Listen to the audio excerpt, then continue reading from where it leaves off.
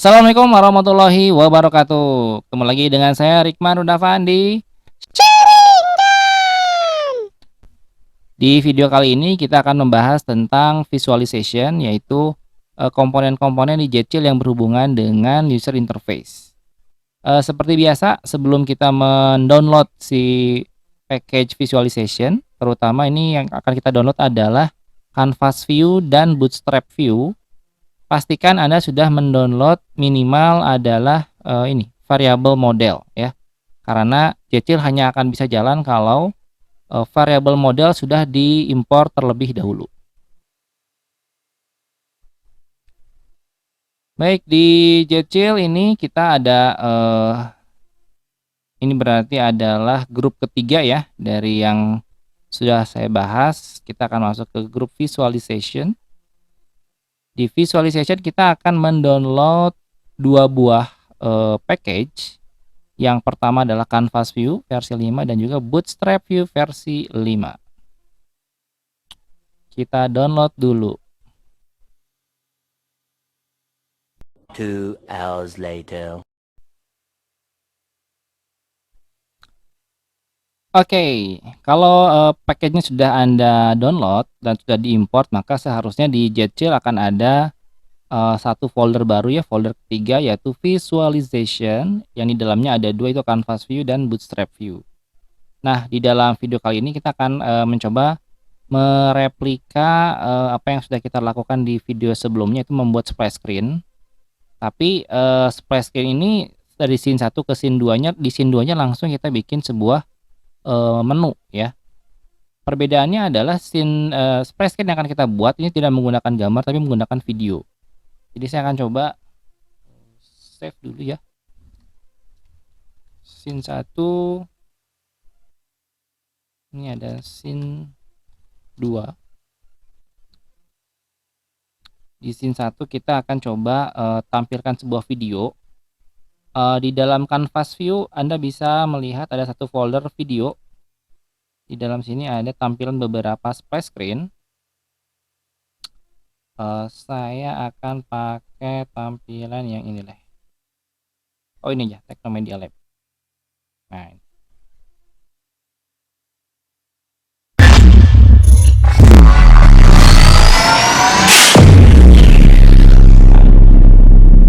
ini ada logo Teknomedia Lab, jadi kita akan coba pasang.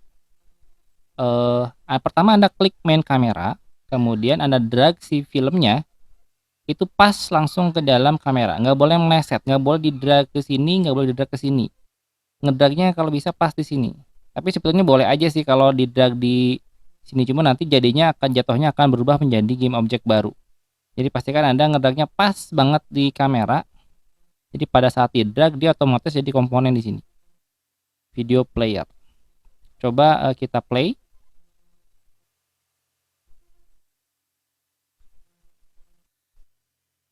Nah, maka videonya akan muncul. Hanya saja tadi kalau tadi Anda perhatikan sedikit, di detik awal itu muncul muncul horizonnya Unity. Kalau Anda ingin membuat sebuah splash screen dan kebetulan splash screen-nya bentuknya video, sangat-sangat disarankan untuk mengubah si kameranya dari skybox menjadi solid color, kemudian background-nya diganti jadi hitam, supaya pada saat muncul pertama kali layarnya hitam, baru muncul video. Nah, kayak gini. Ini kelihatannya lebih mulus lah si gambarnya. Kemudian kita akan bikin sebuah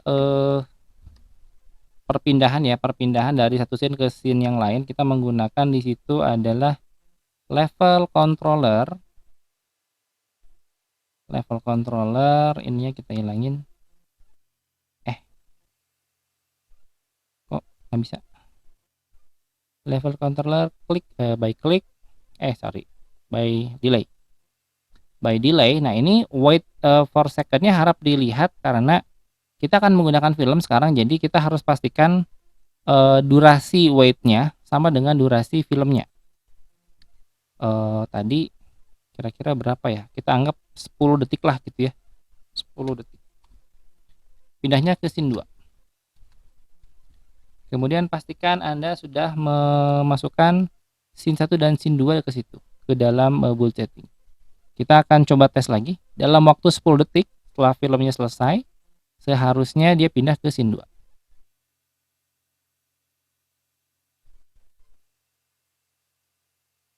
1, 2, 3, 4, 5, 6, 7, 8, 9, 10. Begitu muncul lagi ini, pindah. Ring. Nah, seperti ini. Artinya kalau sudah seperti ini, Anda sudah berhasil membuat sebuah splash screen, yang splash screen-nya itu bukan berbentuk gambar di Unity tapi berbentuk video. Oke, selanjutnya kita akan masuk ke scene 2. Scene 2-nya kita akan pasang apa ya? Pasang game menu.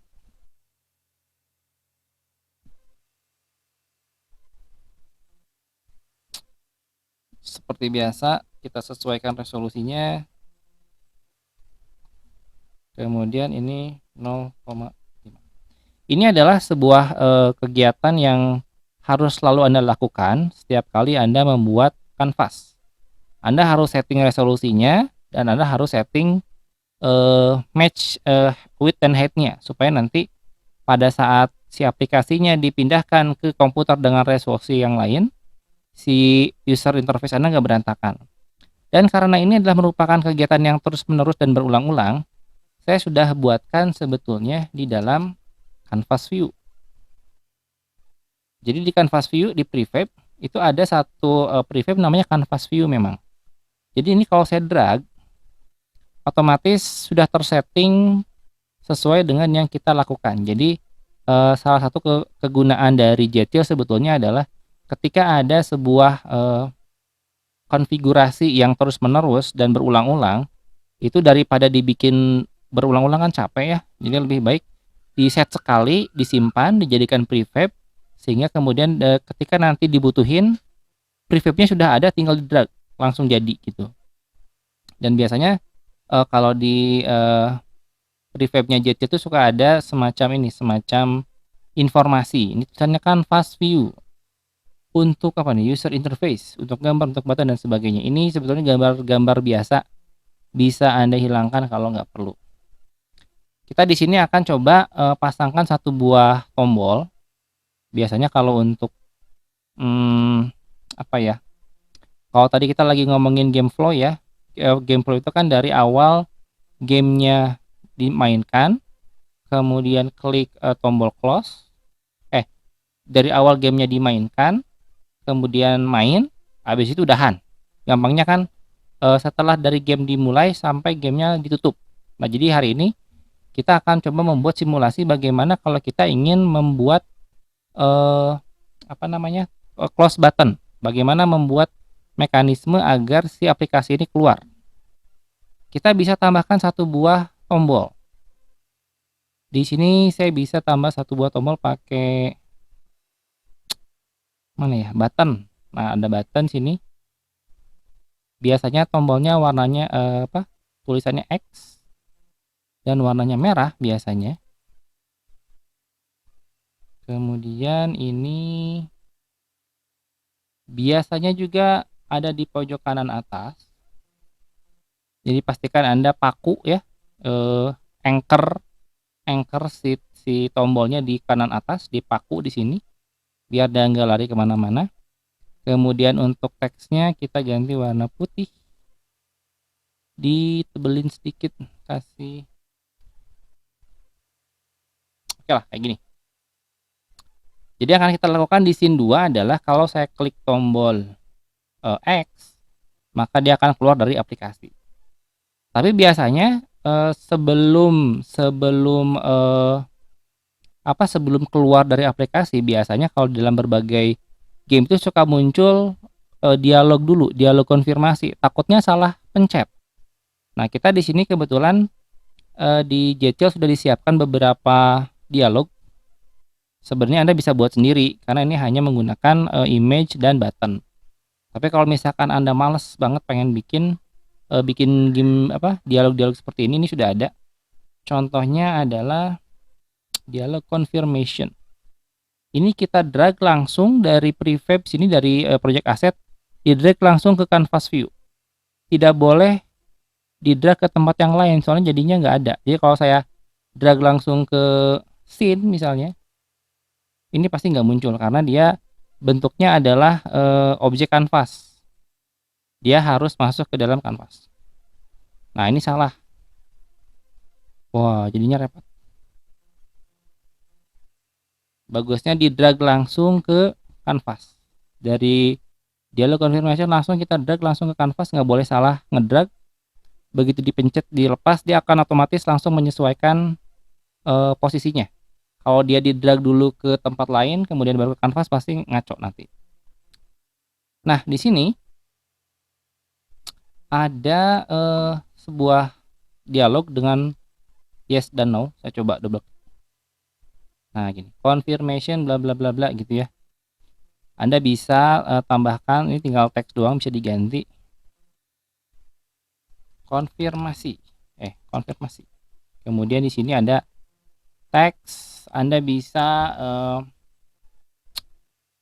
apakah Anda mau keluar dari game ini. Ini bisa diganti juga ya dan tidak. Ini ya, ini tidak. Secara otomatis sebetulnya kalau di dialog yang sudah dibikin sama si Jecil ini, tombol tidak itu otomatis punya perintah di on click-nya adalah menutup dialog, termasuk juga tombol yang kecil yang ini. Yang belum ada adalah tombol ya. Ini dikosongkan karena dialog konfirmasi membebaskan Anda untuk membuat sebuah fungsi sendiri. Kalau tombol ya diklik emang mau ngapain sih? Yang jelas kalau tombol tidak diklik pasti dia mati. Ini kita tes ya, kita tes dialognya. Kalau saya klik tombol ya, gak muncul apa-apa karena di tombol ya memang belum ada apa-apa. Tapi kalau saya klik tombol tidak, dia langsung mati. Karena logikanya kalau tombol tidak diklik maka dialognya ketutup. Nah sekarang logika yang akan kita gunakan adalah kalau jika pema kakinya itu jika tombol ini diklik, maka dialog confirmation-nya muncul. Dialog confirmation-nya muncul. Ya, coba kita tes. Jika tombol ini diklik, maka dialog konfirmasinya muncul. Ini kalau ini diklik juga hilang. Kalau ini diklik juga hilang. Nah, jika yang selanjutnya, jika tombol iya-nya diklik, maka aplikasinya keluar. Untuk membuat mekanisme keluar aplikasi, kita di Jetchill bisa menggunakan quit controller. Ini ada di flow controller. Di prefab itu ada namanya quit controller buat berhenti. Kita drag ke sini.